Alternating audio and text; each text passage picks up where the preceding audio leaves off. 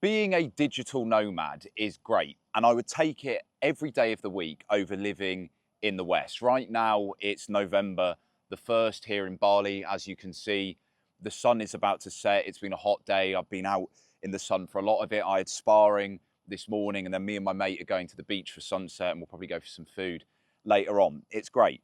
But there are a number of things about it that are challenging and that I want to be transparent with, because if you're watching this channel right now, the chances are that you're an ambitious man who is aspirational and sick of your life in the West, or maybe you've already left and you want to be moving around doing your own thing where you have that remote freedom, and maybe you like the idea of being a digital nomad as such.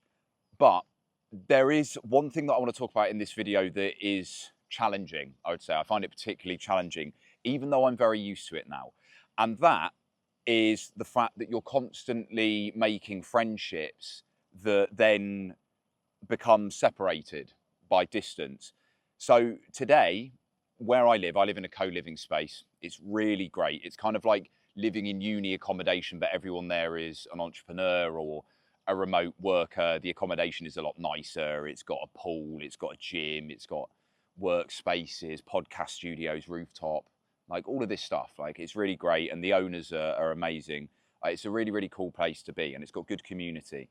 But naturally, the population there is in flux, right? People are coming and going all the time. And you have some people that stay for longer, and you have some people that come and go very quickly. And today, over this weekend, a lot of the people that I'd become pretty close with, they've moved on. They're either going back home for the Christmas period, or they're moving on to their next destination. A lot of people in Bali this time of year, they go to Thailand because the dry season in Thailand coincides with the rainy season here. There's also a lot of people, depending on where they are, that go to Dubai around this time because they have their businesses registered there. People are moving on, right? And like I said, it's something that I've got used to, and I want to show you some tips on how to navigate this, by the way. It's something that I've got used to, but I wouldn't say it's something that gets easier, because if you're like me, you're a very extroverted person, you're energized and you like being around people.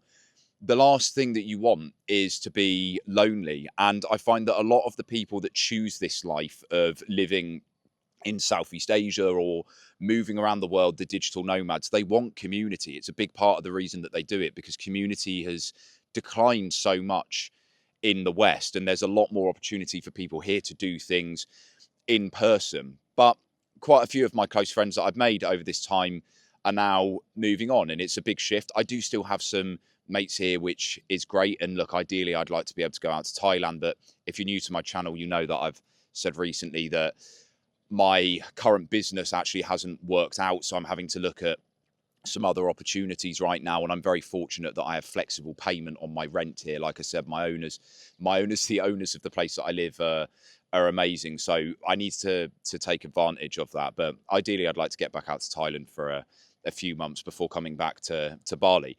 But that aside, people move on. People, they go to different places. You do catch up with them again. When I said goodbye to my friends this morning, it was like, look, I know I'll see you again next year at some point.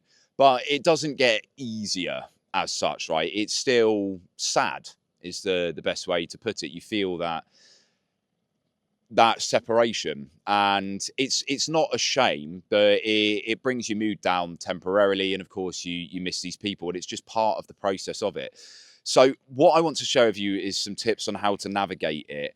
And really what this stems or comes down to is that you just need to do multiple things for you to have community in various different fronts.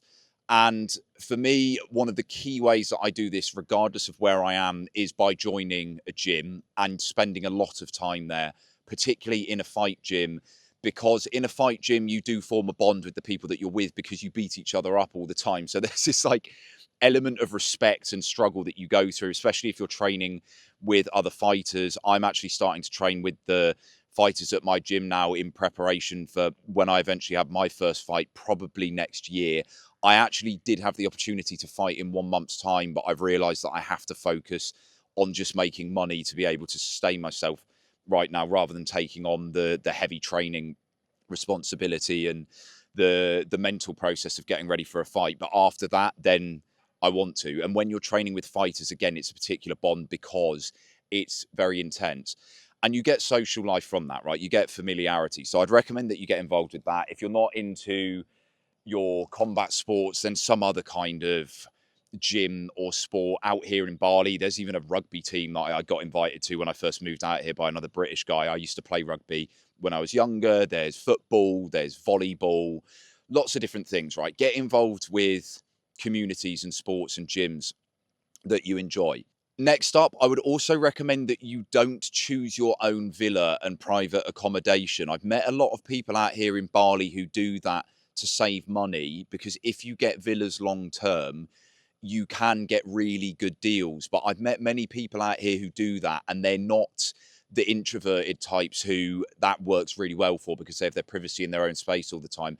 They do it and then they're not really meeting anyone and they get lonely. So if you can move into co-living spaces, this is part of the reason that I now prefer Bali to Thailand and want to stay here for the majority of my time in Southeast Asia, because the market for it is just a lot more developed here and it's better priced. In Thailand, there are co-living spaces, but often you're looking at like $1,000 a month up, like even more actually, like £1,000 a month up for it. There isn't the same kind of digital nomad remote worker infrastructure that Bali has. It's probably going to change, and a friend of mine, he's working on that at the moment. He's actually building out a business to connect online entrepreneurs, digital nomads, etc., through networking events, social events, workspaces, etc., etc. But Bali is definitely the best place in the world for that. I mean, they say it's the digital nomad hub of the world for a reason. It literally is. So I would recommend getting accommodation in places like this, or getting memberships to co-working spaces. I spent a lot of time in Koh Lanta in Thailand, a really beautiful island. There's a great co-working space and community there called Koh Hub. I didn't live in their accommodation. I had my own place. But by going there, I was with like-minded people, and then I made connections, two of which some German lads who I'll be meeting up with again out here in Bali pretty soon. So get involved in those spaces, because the more you turn up, the more you see the same people.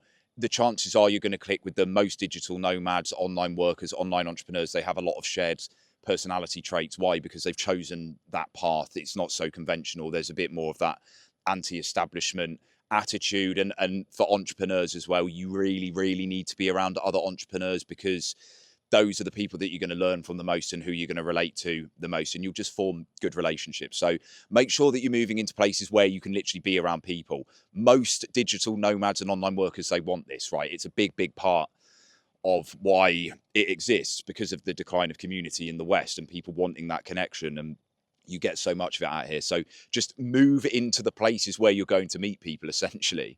And simultaneously, one point that might seem obvious to add to that is I would heavily recommend that you work out as much as you can. And by work out, I don't mean exercising. Obviously, you want to do that too, but work out of your room, out of where you're living. Where I am in the co-living space, as I mentioned, there's multiple co-work spaces there. So I always work there. I never really work in my room unless I absolutely have to, because I need full privacy and quiet when I'm on the phone. But generally I work in different spaces where I'm around people. When I was in Bangkok, there was a period where I was working a lot more in my room, and you just end up feeling more isolated. I actually learned through COVID and being in university that this isn't something that I like to do. I like to have a separation of my rest space and my workspace, and that if I was in my room too much, you're withdrawn more, right? And it's harder to meet people that way naturally. And also, when I first moved to Bali, there weren't many people here that I knew at the time, including in my accommodation. It was quite quiet at that point. I was just chilling in a social club here all the time, like a health club. Like I could work there, I could work out there, I could relax there. I would just spend all day there. And that gave me a social life for the first month, before I then eventually started to actually find my people here who I got on the most with. Oh, there's a loose cow.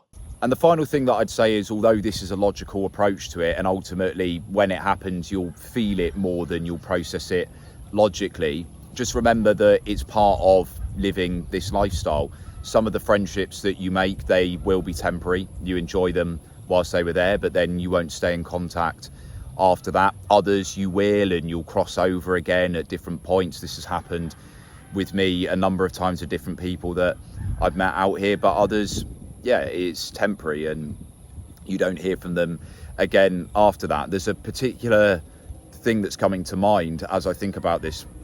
I remember reading into Stoicism about 6 or 7 years ago, and it was talking about the practice of reminding yourself of things that are uncomfortable. A bit more extreme, it's talking about reminding yourself that you're mortal and that your family members and your friends will die. Similar thing, remind yourself that the people that you're with, you might only be with them for a few months, and then there'll be other people that you're hanging around with. Some of those people you might not see again because their life changes direction. Maybe they get a partner. There's a guy that I knew in Bangkok who then, within the space of 6 months of knowing him as a single 24-year-old man, moved to the Philippines, got a wife, and now has 2 kids, right? You just don't know what's going to happen. You don't know what's going to happen to you either. I had this, I fell in love last year with a Dutch girl, and that completely diverted my life plans and my directions, and had a distance relationship there, and all the pain that came with that. It's just, yeah, it's part of the process of choosing this lifestyle. And a positive way of reframing it as well is reminding yourself that you are going to see these people again, and there'll be new people that you meet, as long as you are social and outgoing and you're doing all of these things where you're spending time around other people and you're